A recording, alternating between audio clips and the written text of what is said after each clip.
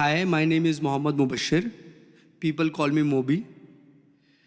और जो मैं अब नज़म आपके सामने पेश करने वाला हूँ वो एक बेटे के जज्बात हैं अपने बाप के लिए।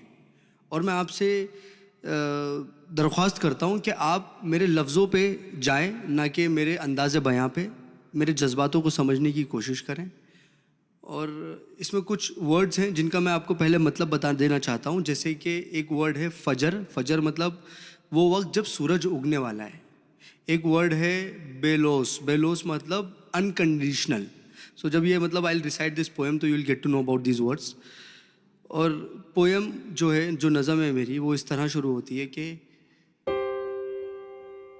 नन्ही सी आंखें और मुड़ी हुई उंगलियां थी।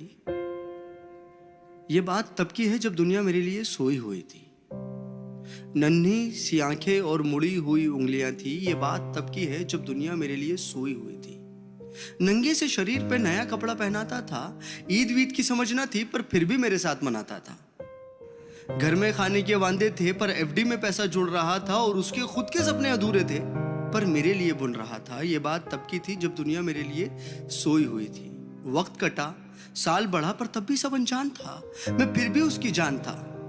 बिस्तर को गीला करना हो या फिर रातों को रोना, एक बाप ही था जिससे छीना मैंने उसका सोना था। सुबह फजर तक गोदों में खिलाता, झूलों में हिलाता, फिर दिन में कमाता, शाम में चला आता। कभी खुद से परेशान, कभी दुनिया का सताया था। एक बाप ही था जिसने मुझे रोते हुए हंसाया था।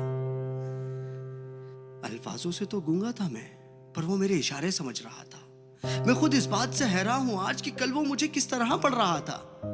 अब्बा तो छोड़ो यार, अभी आ भी निकला ना था, पर वो मेरी हर फरमाइशों को पूरा कर रहा था। और मैं भी उसके लाड प्यार में अब ढलने लगा था। घर से वो निकल ना जाए, अब उसके कदमों पे नजरें रखने लगा था। और मुद्दे तो हजार थे बाजार में उसके पास, पर कब ढल जाएगा सूरज, उसको इसका इंतजार था। और मैं भी दरवाजे की चौखट को ताकता रहता था।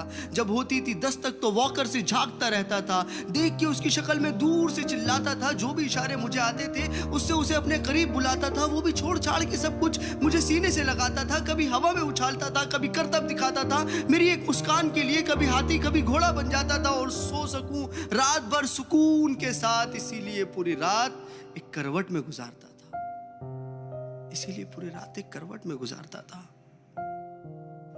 पर वो बचपन शायद अब सो चुका था और मैं जवानी की दहलीज में कदम रखने लगा था। उसकी कुर्बानी को उसका फर्ज समझने लगा था।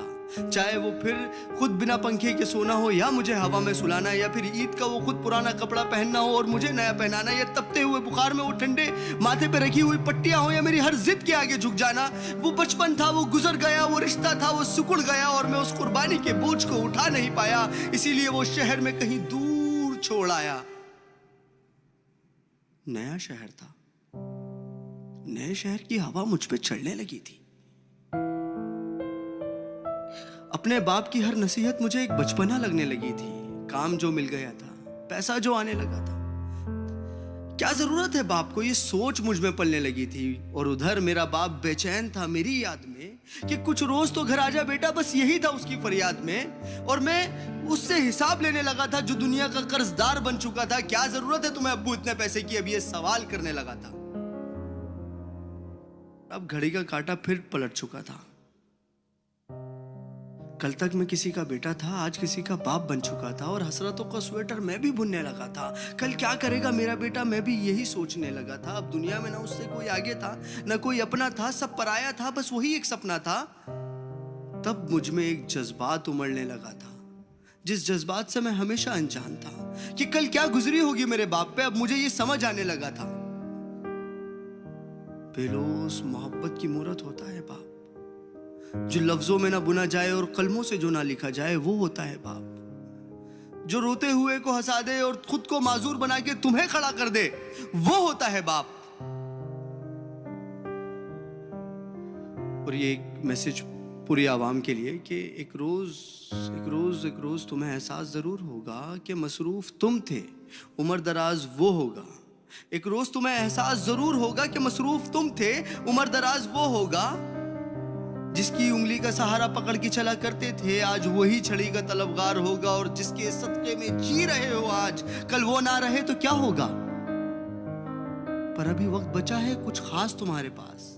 तब तक जब तक बाप का साया तुम्हारे साथ होगा और जन्नत के तलबगार हो तो सीने से लगा लेना, क्योंकि वही कल जन्नत का सरदार होगा।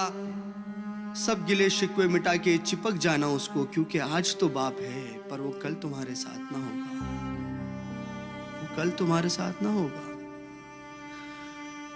और मैं इस नज़म का कोई नाम रख नहीं पाया क्योंकि मैं बाप को एक लफ्ज़ में बता नहीं पाया। Thank you.